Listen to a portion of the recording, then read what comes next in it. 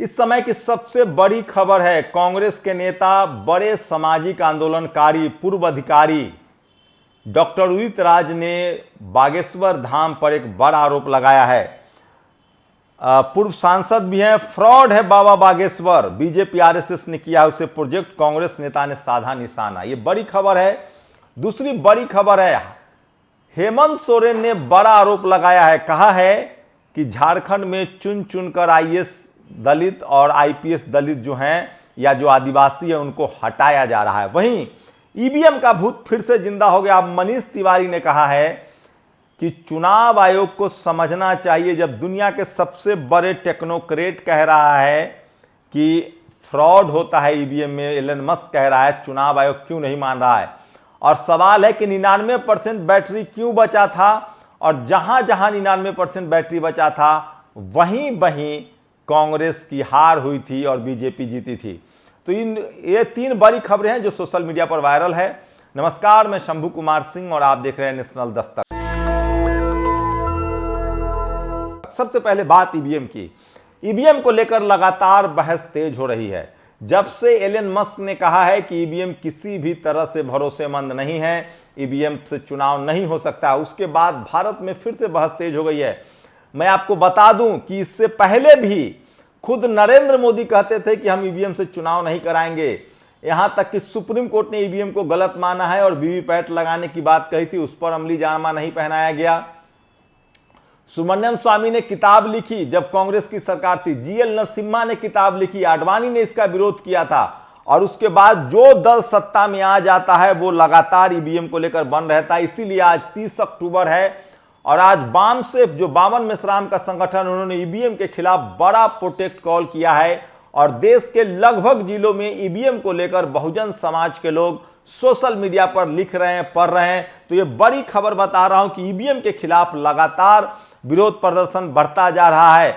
अखिलेश यादव ने तो यहां तक कहा है कि अगर हमारी सरकार बनी तो ईवीएम खत्म करेंगे, और अगर मैं 80 सीटें भी जीत जाता हूं उसके बाद भी मुझे ईवीएम पर भरोसा नहीं होगा। तो आज की सबसे बड़ी खबर है, बामन मेश्राम ने, बामसेफ ने और देश के तमाम बहुजन संगठनों ने ईवीएम का प्रोटेस्ट किया है। और आज ही सोचिए, ईवीएम लाया हुआ कांग्रेस का है। मनीष तिवारी ने खुद कहा है कि 99% बैटरी वाली सीटें कैसे बीजेपी जीती और 74-75% बैटरी वाली जो सीटें थी वो कांग्रेस जीती। अब लोग मजाक बना रहे हैं कि क्या चुनाव आयोग एलन मस्क से ज्यादा ज्ञानी है, और अगर 99% बैटरी वोटिंग के बाद 3 दिन 4 दिन और 15 दिन बाद तक रहता है तो ऐसा ही बैटरी मोबाइल में क्यों नहीं दिया जाए। तो ये बड़ी खबर है आज की। ईवीएम को लेकर लगातार देश भर में प्रदर्शन चल रहा है। आज देश की राजधानी दिल्ली में भी बामसेफ का प्रदर्शन हुआ है। तो 30 अक्टूबर को बहुजन समाज के लोग, बहुजन संगठन, बहुजन तमाम सामाजिक कार्यकर्ता जो है वो ईवीएम का विरोध कर रहे हैं, और ये सबसे बड़ी खबर है जो आपको बता रहा हूं। दूसरी बड़ी खबर है, हेमंत सोरेन ने कहा है कि लगातार जो दलित पिछड़े आईएएस हैं उनका तबादला किया जा रहा है और ये जानबूझकर किया जा रहा है। सोचिए किस तरह से महाराष्ट्र, झारखंड के डीजीपी को बदल दिया गया था, लेकिन कांग्रेस ने मांग की तो महाराष्ट्र के डीजीपी नहीं बदला गया। तो मैं फिर कह रहा हूं, इस देश में चपरासी से लेकर चीफ जस्टिस तक के पदों पर जब तक डाइवर्सिटी नहीं होगी तब तक दलित पिछड़े समाज की बातों को नहीं माना जाएगा। ये सबसे बड़ी खबर है जो सोशल मीडिया पर वायरल है, और इसलिए मैं कह रहा हूं कि सोशल मीडिया ही सच्चा मीडिया है, सोशल मीडिया ही बहुजन मीडिया है। तो सोचिए, एक बड़ा आरोप लगाया है हेमंत सोरेन ने, और झारखंड में चुनाव हो रहा है। उन्होंने कहा है दलित आईएएस अफसर को हटाया गया, लगातार परेशान किया गया। जब आदिवासी आईपीएस अफसर को लगातार परेशान किया जा रहा है, आखिर क्यों दलित आदिवासियों से भाजपा को इतनी परेशानी है। देवघर के एसपी को चुनाव आयोग ने दिया हटाने का निर्देश। सोचिए, पहला चरण स्क्रूटनी के बाद 62 के नामांकन रद्द हो गए थे। सोचिए, भारत निर्वाचन आयोग ने झारखंड सरकार को देवघर के एसपी अजीत पीटर डुंगडुंग को हटाने का निर्देश दिया है। तो ये बड़ा आरोप लगाया है हेमंत सोरेन ने, जो सबसे बड़ी खबर है। दूसरी बड़ी खबर है, सोचिए, अगर आपने हरिजन शब्द का इस्तेमाल किया तो आप पर एफआईआर हो सकता है। ये सबसे बड़ी खबर बता रहा हूं जो सोशल मीडिया पर वायरल है, और सोशल मीडिया ही सच्चा मीडिया है, सोशल मीडिया ही बहुजन मीडिया है। तो सोचिए, आज देश भर में ईवीएम के खिलाफ बड़ा प्रदर्शन है, लेकिन कोई आपको नहीं बताएगा। वहीं डिजिटल अरेस्ट, अगर आपको कोई फोन पर अरेस्ट करने की बात कहता है और आपको कोई धोखा देता है तो उससे सावधान रहिए, एक तरह का फ्रॉड है, कोई ऐसी व्यवस्था नहीं है। और दिल्ली से खबर आ रही है कि एक बिजनेसमैन के घर में ईडी के नाम पर कुछ बदमाश घुस गए और पूरी रात रहे और वो करोड़ों रुपए मांग रहे थे। बाद में बैंक तक पहुंच गए थे वो पैसा लेने और बाद में वो फरार हुआ। तो डिजिटल के नाम पर कुछ भी जो आपके साथ अगर डिजिटल अरेस्टिंग की बात हो रही तो वो बड़ा फ्रॉड है। और पीडीए परिवार वो है जो सामाजिक न्याय की लड़ाई को आगे बढ़ाना चाहता है, जो सामाजिक सद्भाव को आगे बढ़ाना चाहता है। अखिलेश यादव ने बड़ा ट्वीट किया है, दलित पिछड़े आदिवासी अल्पसंख्यकों को लेकर उनका जो रवैया है वो अब लगातार बदल रहा है। बाइपोल में 9 सीटें हैं, एक भी सीट अखिलेश यादव ने जनरल कैटेगरी को नहीं दिया है। तो ये बड़ी खबर बता रहा हूं। और दूसरी बड़ी खबर है जो सोशल मीडिया पर सबसे ज्यादा वायरल है, बागेश्वर धाम पर बड़ा हमला किया है डॉक्टर उदित राज ने। और सोचिए बीजेपी की गली, आपको महाराष्ट्र ले चलता हूं, ये नवाब मलिक है, पिछले उद्धव ठाकरे सरकार में ये मंत्री थे, महाविकास अघाड़ी की सरकार में जब मंत्री थे तब बीजेपी ने इन पर भ्रष्टाचार और दाऊद इब्राहिम से संबंध होने का आरोप लगाया था। फिर इन्हें कई महीने तक जेल भेज दिया गया। वे महाराष्ट्र में एनसीपी से चुनाव लड़ रहे हैं और बीजेपी गठबंधन के ये नेता हैं। तो आप हिंदू मुस्लिम के नाम पर अगर लड़ रहे हैं तो सावधान रहिए, आपस में मत लड़िए। ये नेता सब एक ही जैसे हैं। सोशल मीडिया पर एक और वीडियो वायरल हो रहा है जिसमें एक मुस्लिम को मतलब जो खाना होता है वो देने से मना कर दिया गया। तो ये सबसे बड़ी खबर है जो सोशल मीडिया पर वायरल है। और वहीं डॉक्टर उदित राज ने एक बड़ा आरोप लगाया। उन्होंने कहा है कि ये जो बागेश्वर धाम है वो आरएसएस के एजेंडा है और प्रोजेक्ट किए लोग हैं और हम उन पर भरोसा नहीं करते हैं, भरोसा नहीं करना चाहिए। बड़ा आरोप डॉक्टर उदित राज ने लगाया है। फ्रॉड है बाबा बागेश्वर, बीजेपी आरएसएस ने किया उसे प्रोजेक्ट, कांग्रेस नेता ने साधा निशाना। बाबा बागेश्वर टीवी चैनलों और सोशल मीडिया पर से काफी लोकप्रिय, उसके बयान को लेकर विवाद खड़ा होता है।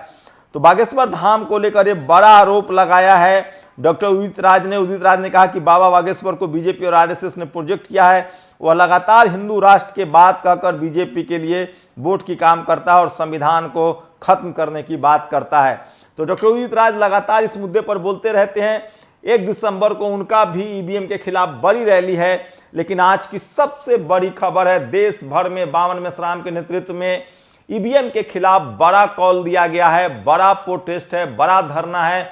वही मनीष तिवारी, अब कांग्रेस भी लगभग पूरी तरह से ईवीएम के खिलाफ है। लेकिन सबसे बड़ी विडंबना है कि जो दल सत्ता में रहते हैं वो तो ईवीएम का समर्थन करते हैं, बाकी ईवीएम के खिलाफ होते हैं। जब कांग्रेस सत्ता में थी तो बीजेपी विरोध में थी और जब बीजेपी सत्ता में है तो कांग्रेस विरोध में। लेकिन सच्चाई है कि ईवीएम से सबसे ज्यादा दलित पिछड़ों की हकमारी हो रही है और उनके दलों का बुरा हाल हो रहा है। मायावती जी ने कई बार इस तरह के गंभीर आरोप लगाए हैं कि ईवीएम भरोसेमंद नहीं है, ईवीएम से चुनाव नहीं होना चाहिए। उसके बाद ईवीएम पर लगातार बहस हो रही। तो आज की सबसे बड़ी खबर है, आज 30 अक्टूबर है और देश भर में वाम सेफ ने ईवीएम के खिलाफ प्रोटेस्ट कॉल किया है। बावन मेश्राम इससे पहले भी ईवीएम को लेकर मुद्दा बनाते रहे हैं। तो ये आज की सबसे बड़ी खबर है कि किस तरह से झारखंड में लगातार हेमंत सोरेन चुनाव आयोग पर सवाल खड़ा कर रहे हैं।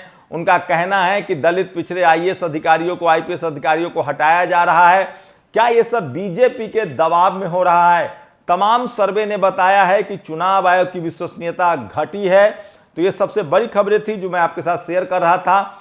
सोशल मीडिया ही सच्चा मीडिया है, सोशल मीडिया ही बहुजन मीडिया। एक आप लोगों से गुजारिश है कि ट्रेन में किसी भी तरह के भीड़ भाड़ से बचे, आपके जान माल की रक्षा बहुत जरूरी है।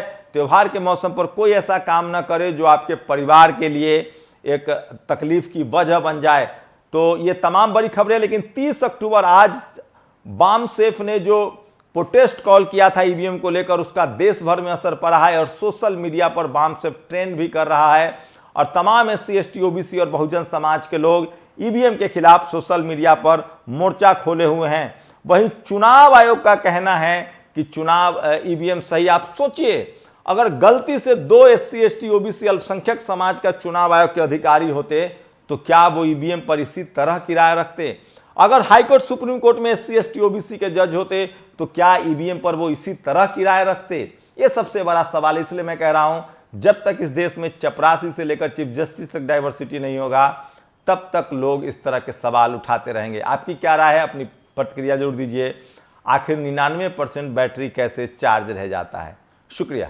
नेशनल दस्तक की आपसे गुजारिश है कि अगर इसको बचाना चाहते हैं तो नेशनल दस्तक को सब्सक्राइब करने के लिए रेड कलर के सब्सक्राइब बटन को दबाएं, फिर बेल आइकन की घंटी दबाएं। नेशनल दस्तक को बचाने के लिए बहुत जरूरी है कि हर खबर को शेयर करें, लाइक करें, कमेंट जरूर करें।